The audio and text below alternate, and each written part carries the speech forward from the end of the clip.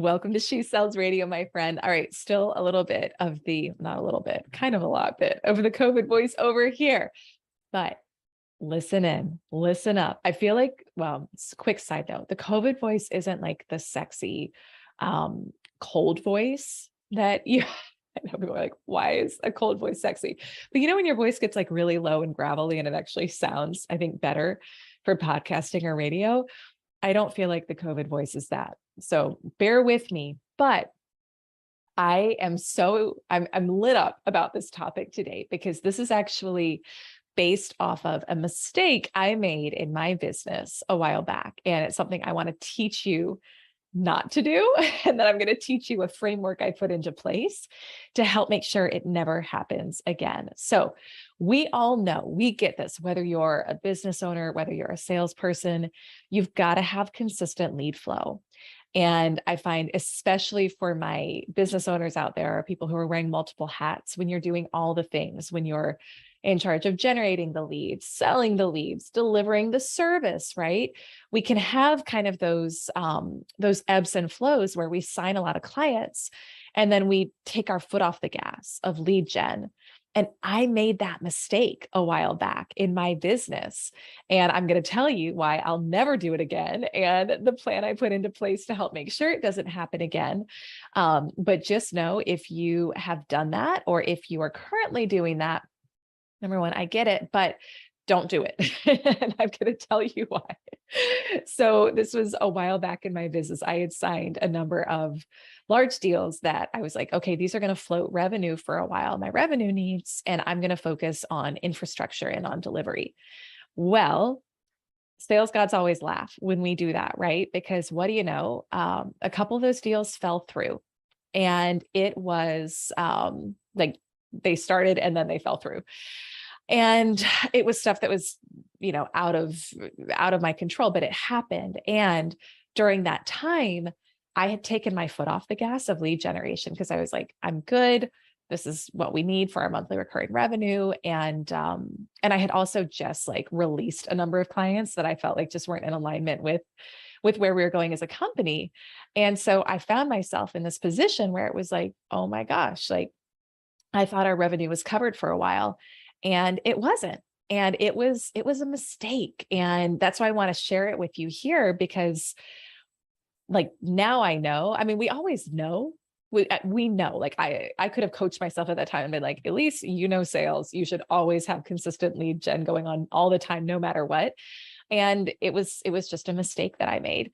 But what was beautiful from it, because I had to do some major mindset work around it to be like, I'm thrilled this is happening because, and it took a while, but it actually taught me so much, and it helped me be a better coach.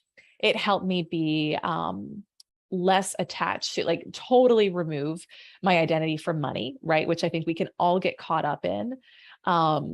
Really rely on my spiritual connection, which is always like, that's, I think, the game we're invited to play in this life, as we get to deepen that connection.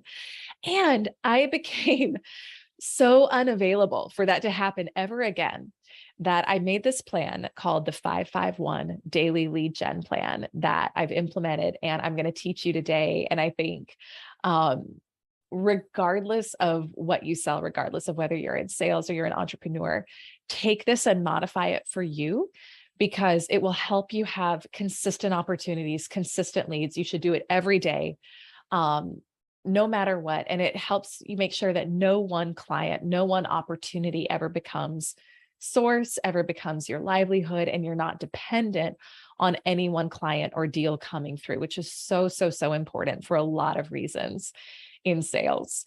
But so here's what you got to do first. I'm going to tell you what the steps are, but before you do it, you've got to know, where do your best clients come from?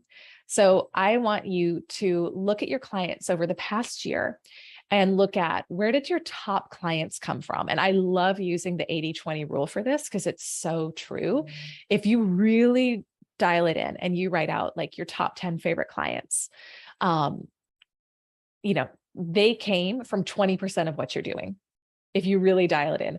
For me, when I looked at everything I'd tried, everything I'd done, I mean, there's a ton of different lead generation tools we can use, right? But for me, it was like podcast referrals and high-end corporate partnerships. And that was it. And so I looked at that and it was like, okay, these are the places where I'm going to lean in. And I think this is especially important. I just recorded an episode on how to ditch overwhelm. So you can go back and listen to that. That's episode 179. If you haven't listened to that yet, but it's especially important when you're juggling so many things. You're doing, for me right now, my workday it's split up and it's less hours than I used to work. And I love that. And I'm grateful for that, but I can't waste time on stuff that doesn't make an impact and stuff that doesn't move the needle. And so, when I did that, it was like, okay, these are the only things I'm going to focus on to really make a difference and to generate consistent inbound leads for me.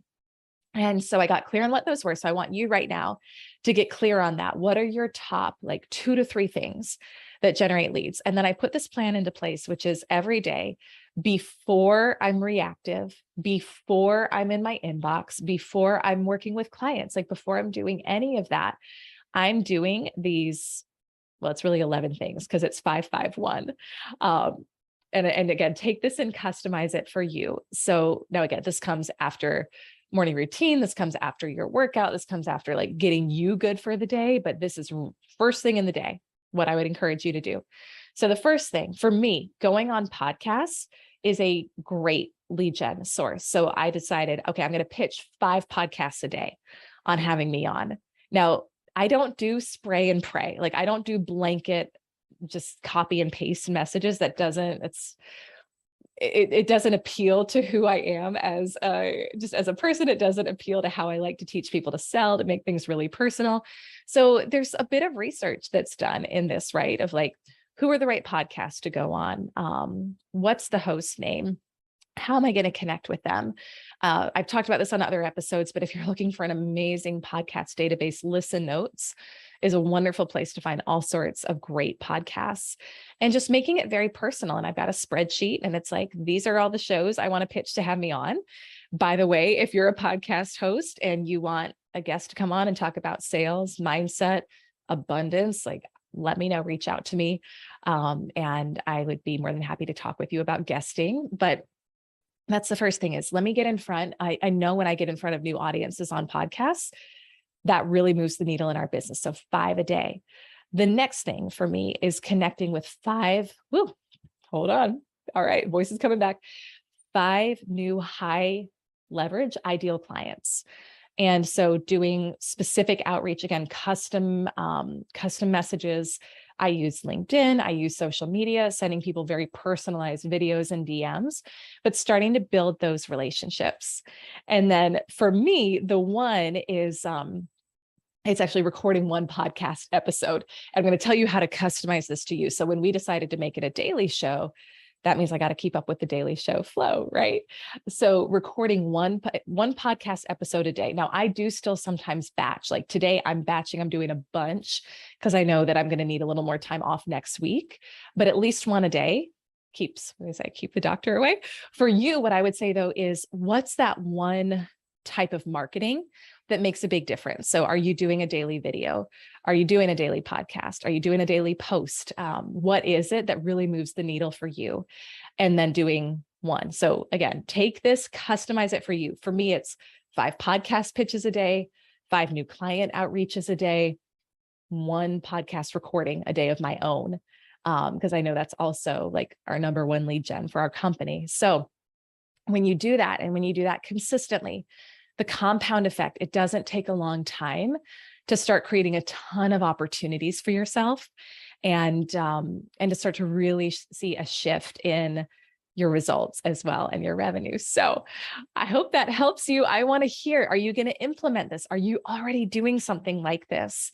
Let me know, tag me. I'm at Elyse Archer on all social. I'd love to hear what you're going to implement from this. If you're a woman who is looking to break through 6 figures or more in income, go check out ElyseArcher.com/10K club for our phenomenal 10K club program. And then of course you can head over to ElyseArcher.com for all sorts of other goodies, freebies, trainings, and ways I can help. So as always, I just want to encourage you, you're on the right path. Trust your desires for more. You can trust them. They're guiding you in the right direction. Your desires are green lights. And of course, if I can support you in that journey, I'm happy to. I hope you'll go listen to another episode of She Sells Radio right now. And I'll